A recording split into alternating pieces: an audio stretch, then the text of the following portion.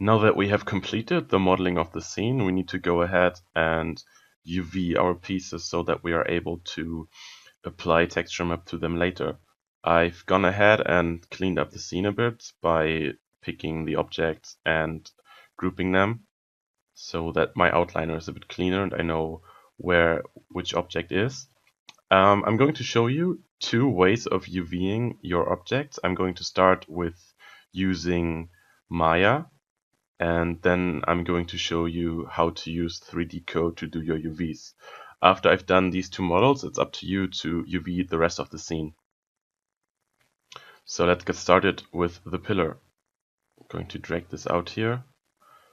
And before I start, I'm going to create a new material by going into the hypershade, which you can find here.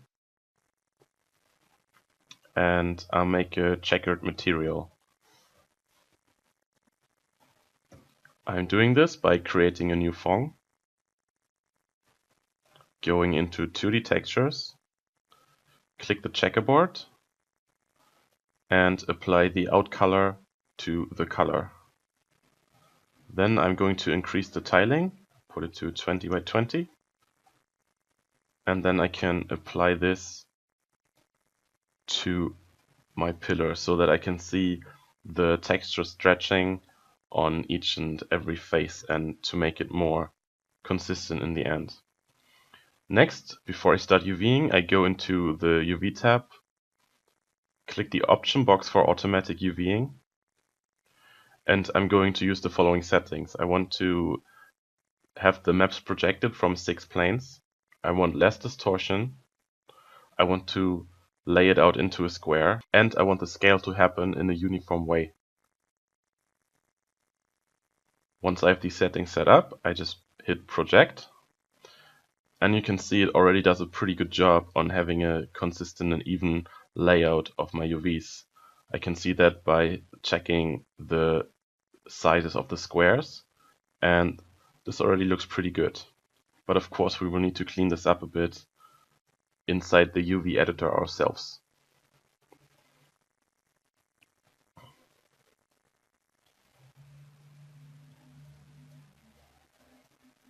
Okay.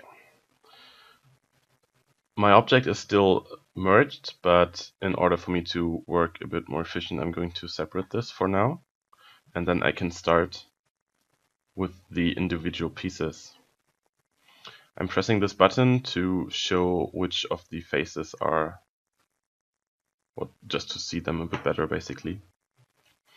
And then I'm going to start laying out my UVs. This is the top. And for this, I'm going to cut these off by using this button. So the seams get cut, and then I can attach them onto the square.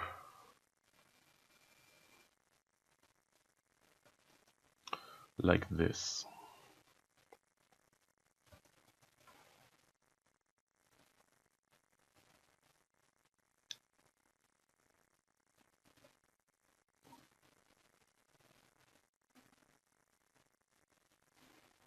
Okay, I'm just ordering these right now, but the automatic UV mapping already did a pretty good job. What I'm basically doing is, in order to bake properly, I'm always taking a face and have the bordering edges attached, and then I will have a cut around the base, which you can see here also in the UVs, in order for the normals to bake properly later when we go and take the sculpt from ZBrush and go into XNormal to bake our normals. Let's take the next one. Here we see this is the front face.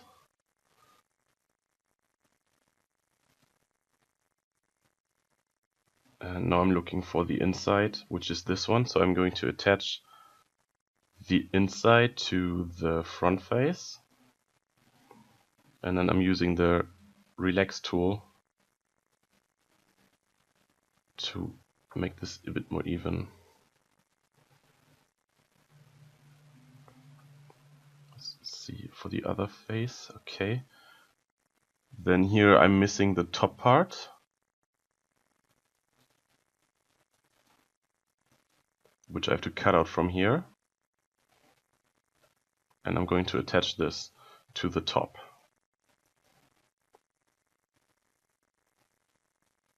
Then we have the lower part here, and I want to attach the bottom.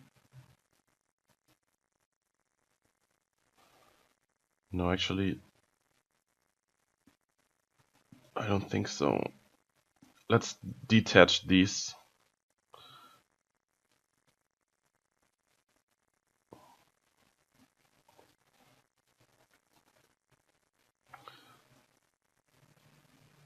And bring them back to where they belong, which is on the side.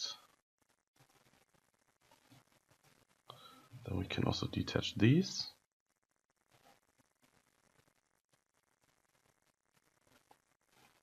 And bring them back.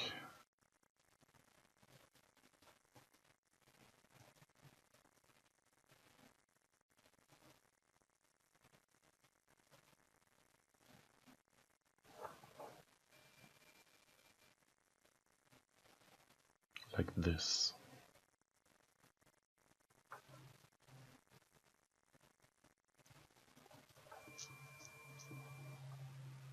Okay, the same I'm going to do for this one.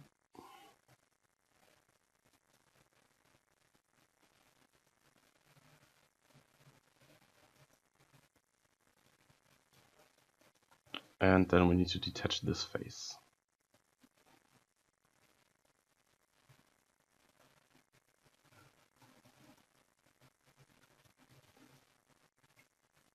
And this one too. Alright, now we can attach all the faces here.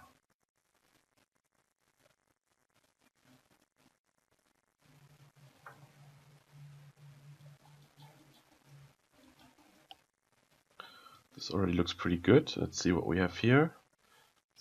This one is the top. And this must be the back. And the bottom one.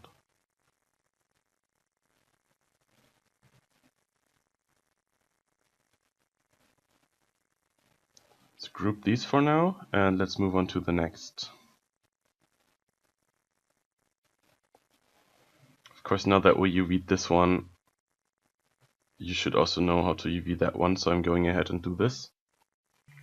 Okay, I've cut the other one up in the same fashion as the top one, and I'm going to move on to the other parts. This one already looks very good. There's nothing wrong with this one, so we're going to skip this for now. Then let's have a look here. This is the bottom.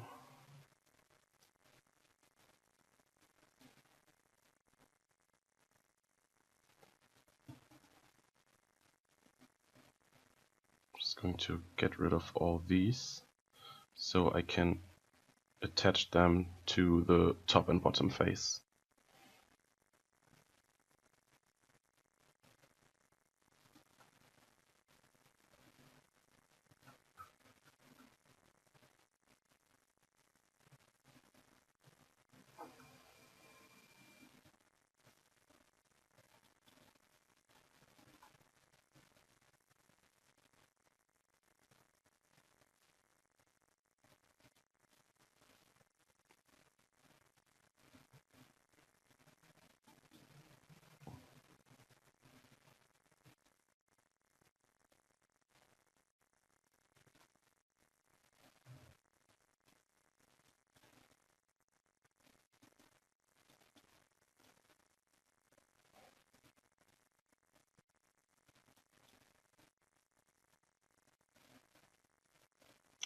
This doesn't cut.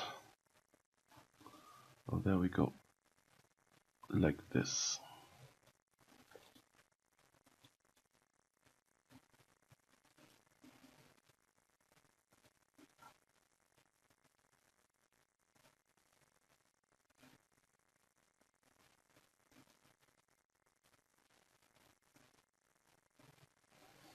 Right, now we can do the same to the top part.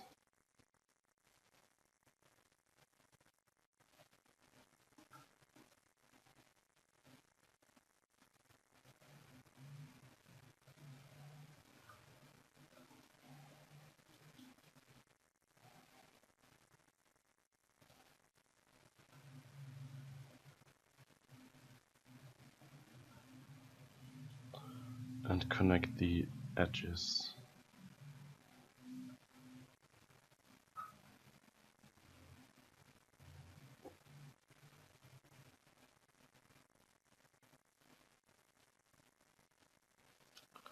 Okay. Now all the shapes are very cubical, so I've shown you how to do this on 1, 2, 3, 4 pieces now, and I'm going to speed this up now so that you can do this yourself. All the pieces are UV'd. I'm going to fix some edges. For example, here what I want is to have all the edges straight so that the normals can bake properly and gives me less errors later for the normal map bake, and it's worth investing some time into this. So all the pieces are straight.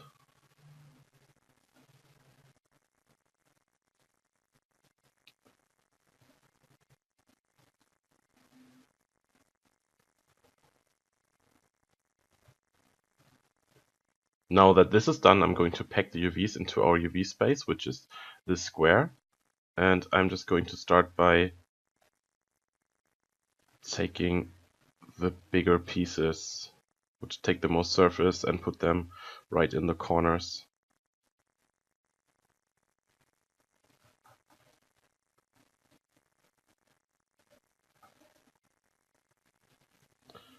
I'm trying to keep the pieces organized, so when I move the UVs for one piece, I'm trying to move all of the pieces for it so that I can find my UV islands later a little bit better and easier. But we will have to see if this all fits.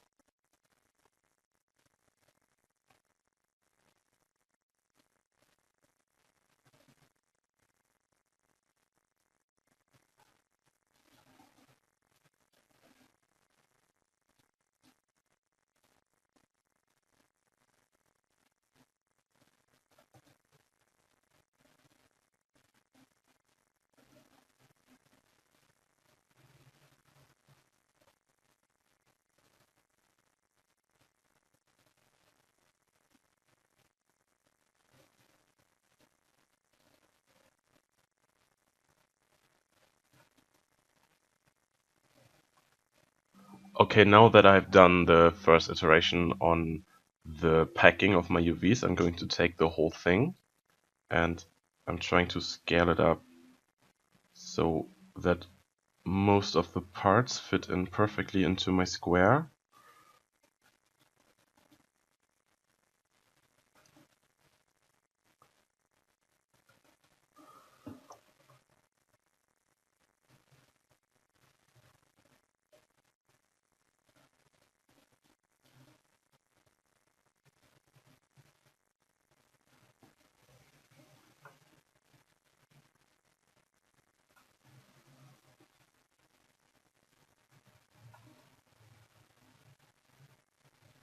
Like this. And now I have to find some more place so every piece is inside the legal UV space that I'm going to use. And once I have done that, I'm ready to export the model. First I'm going to merge it again.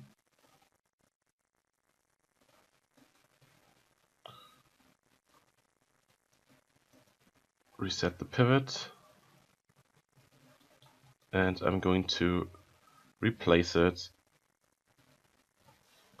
for the old assets.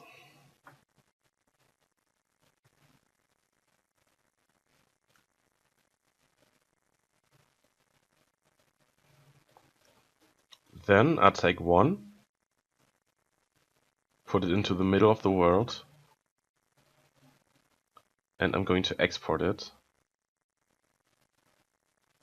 as an OBJ, and I call it LP pillar. LP stands for low poly, which we're going to be using later to sculpt on and then use the high poly to bake down our normal maps. And that concludes the UVing for the pillar.